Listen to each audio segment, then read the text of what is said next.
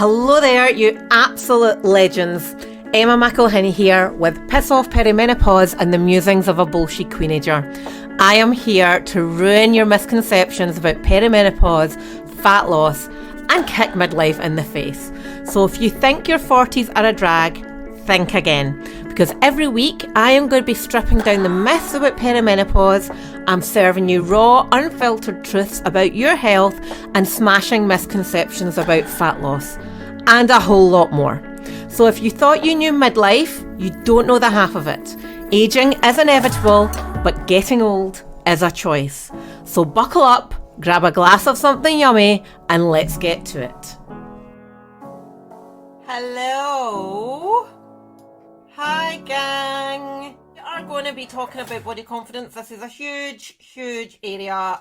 Everybody, well, I don't know if everybody, but a lot of the people, the women that I speak to, will maybe say something like, I lost a lot of weight before, but I still didn't feel any happier with my body, or I never actually felt thin, I still felt overweight. Sometimes it happens vice versa as well. So I want to talk about the importance of body confidence being separate from the weight loss. You know, body confidence is a very internal thing that needs work independently of the dieting or the trying to lose weight or the trying to exercise, etc, etc. And body confidence is one of those things that women do really struggle with for a number of reasons. Why, you know, there's a lot of external stress on us, there's a lot of culture things, there's a lot of social media things. For those of you kind of my age, will have grown up with like Kate Moss, aspirational of nothing tastes as good as skinny feels, which is quite frankly terrifying now. And yeah, just that whole uber thin. And then now, like I certainly don't watch Love Island or anything like that, but like I see all the pictures cropping up and you're like, oh my God, these, like, is this what we're aspiring to now?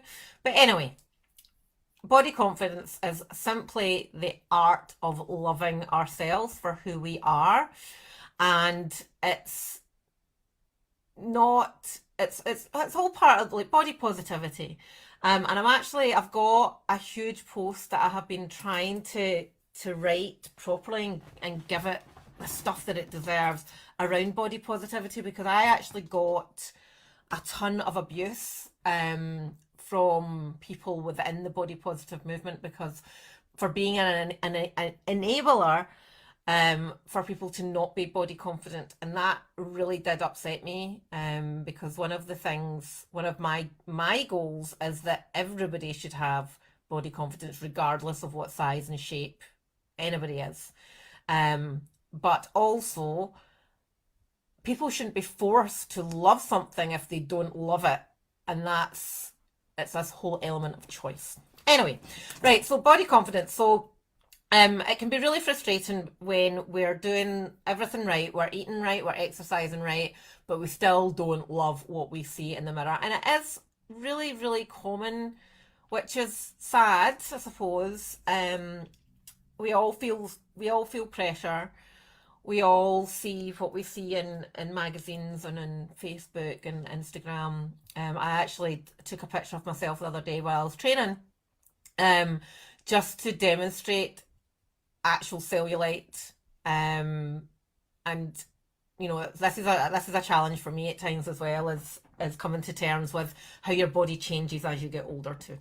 But anyway, so when I think if you are struggling with body confidence, it's an important thing to not shy away from. And what can happen is we try, like women, especially women who are used to, you know, high performing women, they've got really good jobs, they've got a lot of responsibility. Internalizing all these negative things that we feel about ourselves is really common because we have this facade of we're doing really well, or everything's hunky-dory. And it doesn't have to be that. You know, we can start being open about things. We can start, but not necessarily as I'm so down on myself. You can go, you know, it's talking about things constructively, I suppose. Anyway, Right. So body confidence is such a huge topic, and I'm not going to be able to do it full justice in the next 20 minutes, but I'm going to give you 5 key things that are easy to work on, that, it's not a magic wand.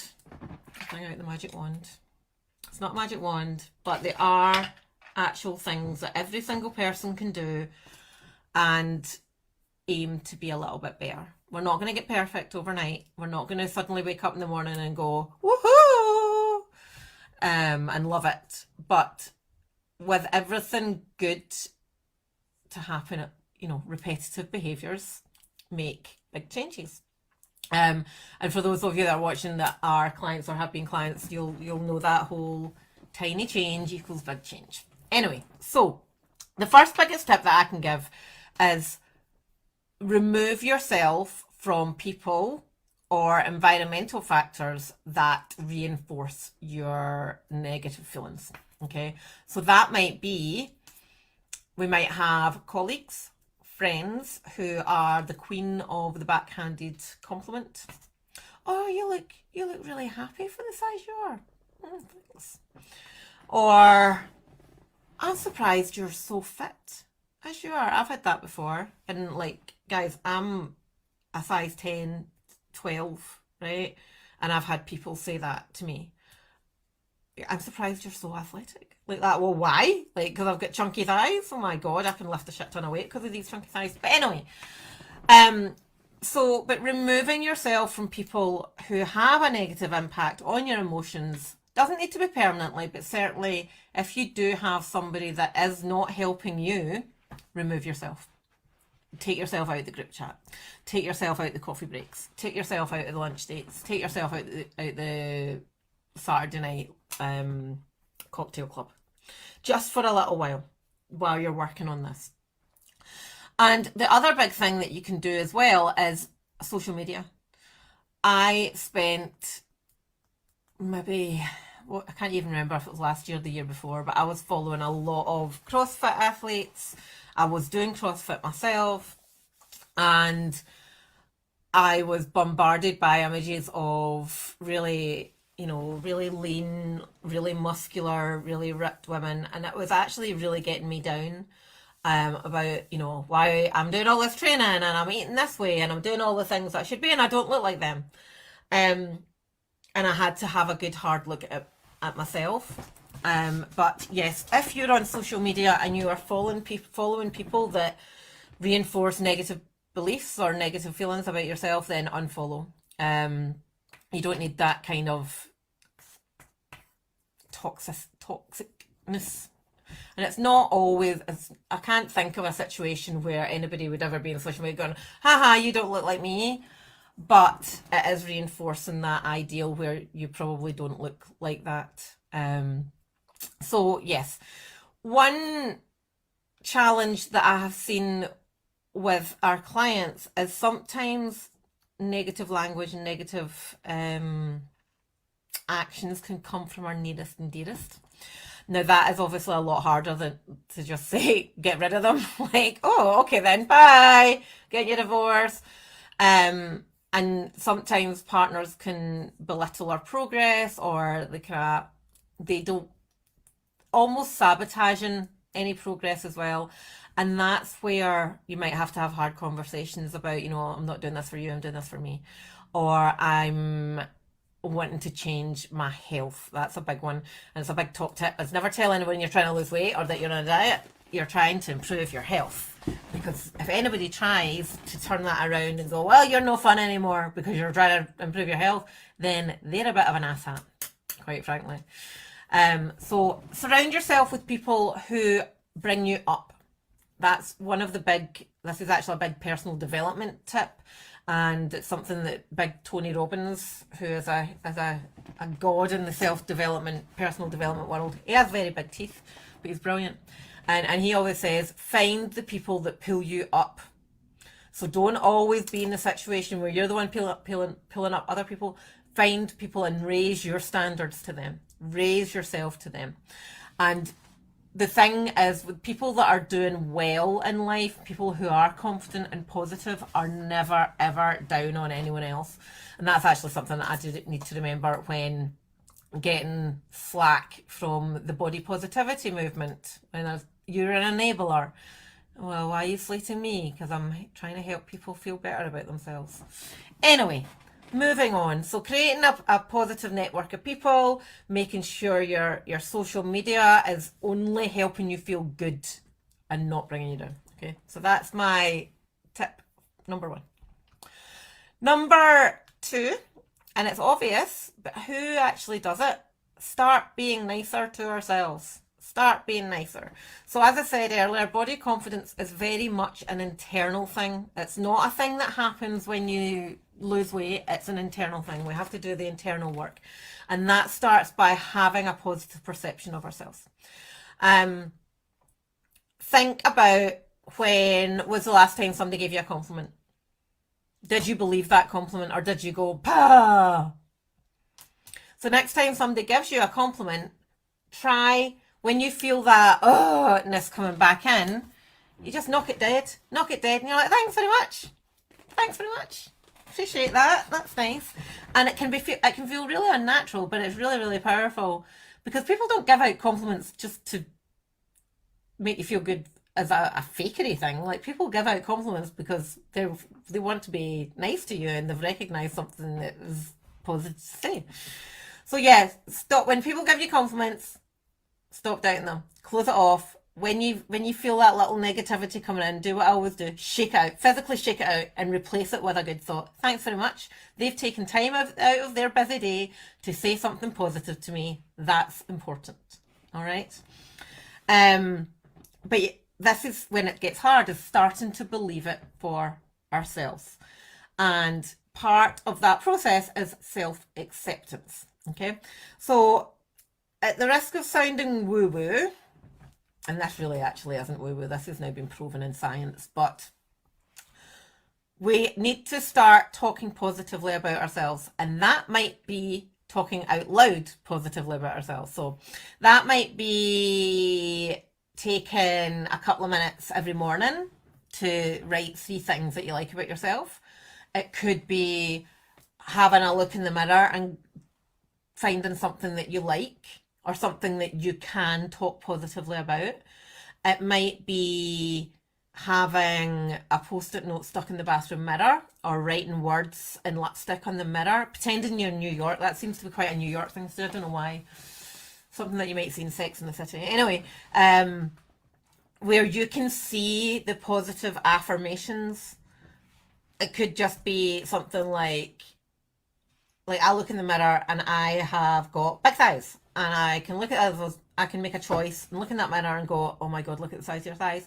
Or I can go, "Oh my God, those thighs did 100 squats today," or lifted this, or "These thighs are making my waist look really slim," which is another really positive thing about having big legs. It always makes your waist look thin.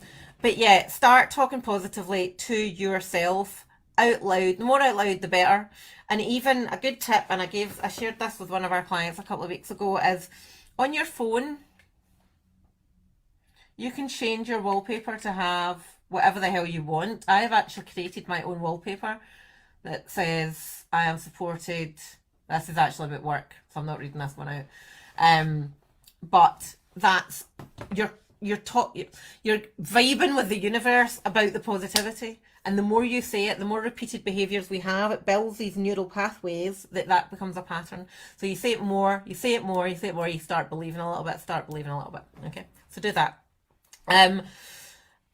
It can also, that positive self-talk can also be about being proud of things that you have done. So if you've spent the last week and you've drank 3 litres of water and you've gone for a walk every single day, be proud about that, because that is progress. That's something more that you did than you did last week. If you're feeling shit because you've not been able to do the things that you wanted to do, pull out the positives in anything, going, "Okay, well, I've eaten shit, I've felt down, but I have managed to get a good night's sleep last night, and that was really good, and I intend to continue having good night's sleep."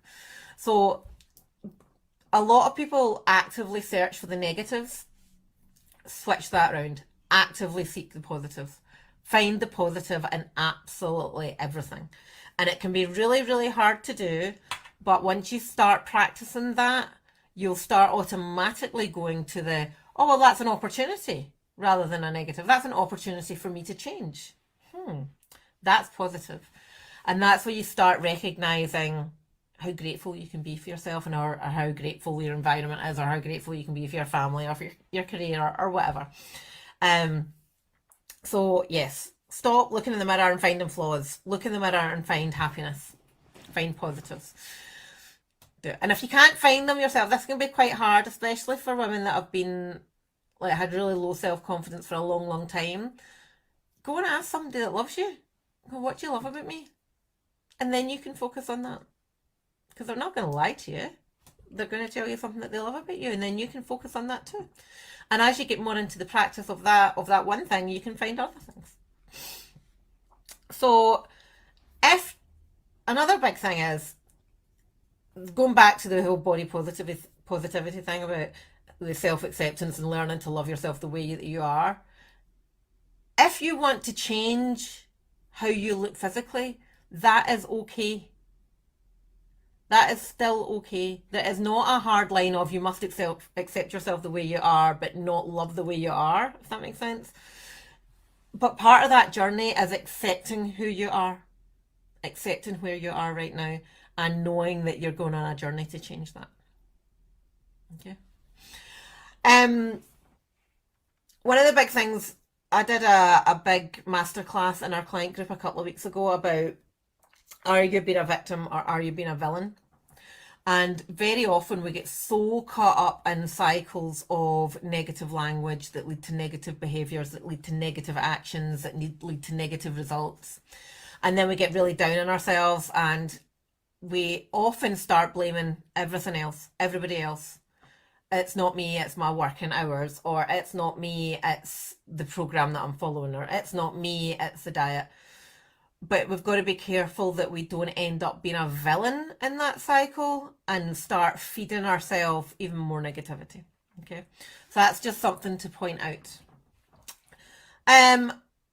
Other tips, I talk about this quite a lot. Don't fake it till you make it, fake it till you are it. And it comes from a girl, she's probably older than me, a lady called Amy Cundy, who is, I think she's at Harvard professor, about faking it till you are it. And it really does work. It really, really does work. So, if you find yourself in that kind of doom spiral or negative language spiral, or not doing the things that you know you should be doing spiral, ask yourself, what would future Lisa do? Sorry, Lisa, you're the first one in the listener.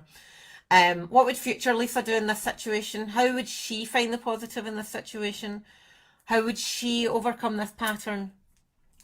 And that can be really powerful. So if you don't like the here and now, and you want to be somewhere else, or you want to look different, or you want to feel different, what does that person do in this current situation? And I love thinking about this. Like, sometimes if you're like, really can't be motivated, can't be bothered going for a walk, can't be bothered going to food prep or whatever, you go, okay, what would future Emma do in this situation? Well, she would bloody well get off her arse and go and make three days worth of dinners and just go and do it. And it's kind of that, you get into that point where you start going, oh, bloody future Emma, how dare she encroach on current Emma's mood. But yeah, it really can work. So if you, the way to do this is, if you do feel negative, or you do look in the mirror and feel negative, or you do feel low, switch in your head, do the physical shakeout, and do something positive. Think something positive. Feel something positive. If you feel that you can't do something, just repeat, you can, I can, I will, I must, I can, I will, I must. And when we start repeatedly down that pattern of I can, I do, I must, or whatever the pattern was, you will eventually start to believe it, because it's repeated behaviour. Your brain responds well to repeated behaviour. And when you start repeating behaviour, it becomes the norm. Okay? That's why a lot of people are so negative, because it's repeated behavior. We can switch it up. And it does feel hard at first, but then after a few attempts, it doesn't feel as hard. And then after a bit more, it doesn't feel as hard. So keep going with it. Keep going with it. And after, once you've kept going with it, you will transition from that, this feels really hard, this feels really awkward, this feels fake, and it will start feeling natural, and it will start feeling normal, and it will start feeling like, oh yeah, I can do this, rather than the automatic default of I can't. One of the big things we want to do is also being aware of what it is that is causing lack of body confidence. So if it's being overweight, then we need to address that. You know, fundamentally, if that is one of the reasons why we're not comfortable in our own skin, we don't feel like ourselves, then that does need to be addressed. Now, that doesn't mean to say that you must get down to a size 8 or whatever goal it is. What it means is looking at what is one of the fundamental reasons why we might be low in body confidence, and recognizing it and actually taking action to change it, deciding to change it, not just thinking about it saying, when I lose the weight I will, or thinking about I should really do something about this. If this is one of the reasons that is causing it, then make the decision to change it. Don't talk about it, don't wish about it, take the action to change it. And whether that means reaching out to me or somebody like me, or whether that means therapy or, I don't know, counselling, address it. Recognise the fact that one of those things is causing issues for you. And without doing the inner work, just losing weight isn't going to change anything.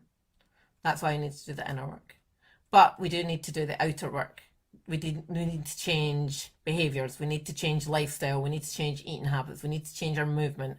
We need to change how we think. We need to change our patterns and habits and all of those things. And if that's what's going to help, then you do it.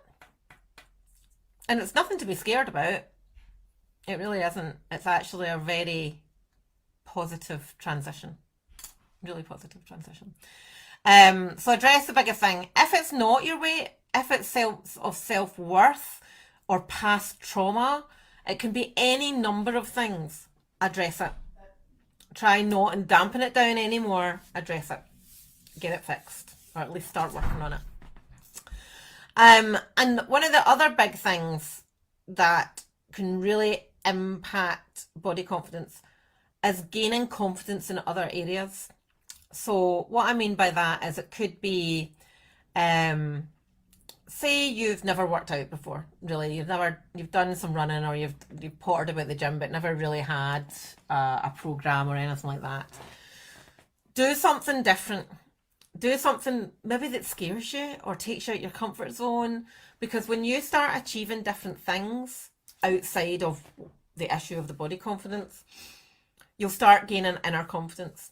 And we see this a lot when people have been promoted. They go in going, oh my God, who am I to do this? I can't do this. But then actually realise that they're really good at it, and they're achieving all these new things, which then impacts their overall levels of confidence. And sometimes having that inner recognition that actually I am worthy, I can do this, I can do things, I'm smart, that can give us the confidence to go and tackle other things that are causing low body confidence or self-confidence. All right. So it might mean there's a lot of different aspects, a huge amount of different aspects, but one of the other things to look at about self-confidence is, we call it dopamine fix or instant gratification. And that is where social media is the worst for it, right? Social media is the worst. But eating can also be part of this whole dopamine fix as well. So when we've all got into the habit of reaching for our phone and going on Instagram, so whatever, Pinterest, I don't know. And we are just absorbed into other people's lives. And it's not serving us, it's not giving us any benefit in our life. It is raising our dopamine levels, which is a feel-good chemical in our body. Right? And we've started to crave it. because we're doing it so often. And it's the same that we see that happens with people that binge eat or comfort eat.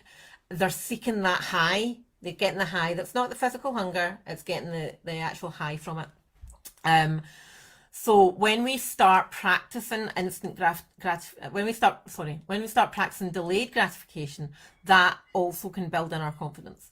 So if we're in a habit of eating shit food, or we're in a habit of absorbing too much social media, or if we're in a bad habit of biting our nails, or something, or self-harm, or drinking too much, or drugs, or smoking, or whatever, if we can start saying to ourselves, right, I'm going to do that, but I'm going to do it in 5 minutes. I'm going to leave my phone there, and I'm going to walk away from it and leave it 5 minutes. That starts building up our own self-confidence, because we're actually, okay, I'm not relying on that as much. So if I can go 5 minutes, I can go 10 minutes. If I can go 10 minutes, I can go half an hour. If I can go half an hour, I can go a day. And that starts building inner confidence, self-confidence, which then can have a positive impact on our body confidence. All right. So ultimately, if you want to be body confident, ultimately it's about control, getting in control of your body, of your thoughts, everything that's going on, and being in control of the decisions that we make. So if you make a decision to change, if you want to change your body because you think it will help your body confident, change it, take action. Very often the biggest blocker is unable to rip off the plaster and make the decision. And it can be scary, but it's not. It can feel scary, but it doesn't have to be. So yeah, control, self-control, self-confidence, body confidence. All right. So if you apply these five tactics, and we start addressing the underlying reasons why, and we change our language and we change our behaviors, that is naturally just going to take you on this curve of happier, more confident, being the future version of yourself that maybe is body confident, that is happy and healthy. So has that helped? Oh God, I've gone over. Oh no, I've not gone over. Has that helped? Any questions? Give me a question. Give me a question. There's so much to dig into here, so much. So this is just really your overview of and top 5. I don't know what I'm taking notes of myself. Oh, hello. Do I have any questions for myself? Okay, so if you do have any questions, pop them in the chat. Even if you're catching it on replay, I do get notifications. What else did I want to say? I have had a really good idea. And I'm going to ask the question in the group tomorrow.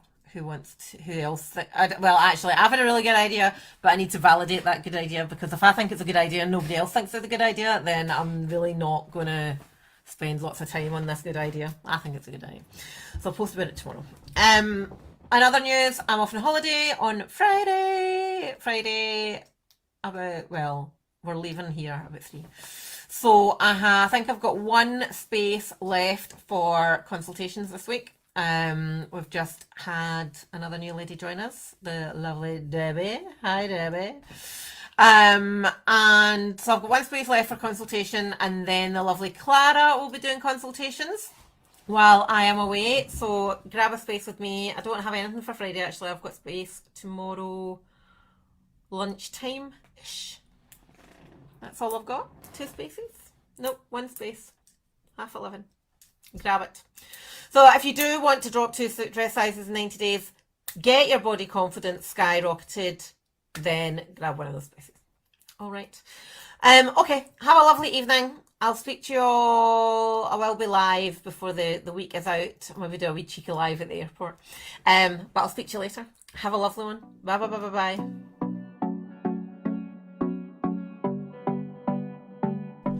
And just like that, we have spiced up another episode of Piss Off Perimenopause and the musings of a bullshit queenager. Massive shout out and a huge thank you for hanging out with me today. I really hope you've been entertained. And remember, don't be shy, hit that subscribe button. And until next time, keep those heels high and standards higher. Remember, it's all about glowing, growing and downright owning it. So catch you on the flip side, and don't forget to click the link in the show notes to get your freebie.